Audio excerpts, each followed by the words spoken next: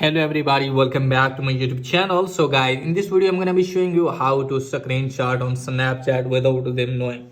So guys, let's get started without wasting your precious time. So guys, it's really easy and basic for you to screenshot on Snapchat without them knowing. So first of all guys, what you have to do is just simply have to tap on that, and now from here guys you can find the new chat option. So you can see it guys, here's the new chat.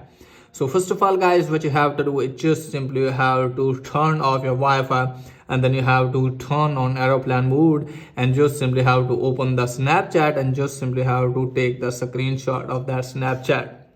Now it's done from here guys, just simply have to close this page. So let me close this page from here guys. When you close this page guys, just simply have to restart your device, and after restarting your device guys, turn off aeroplane mode, and then you have to turn on Wi-Fi or mobile data.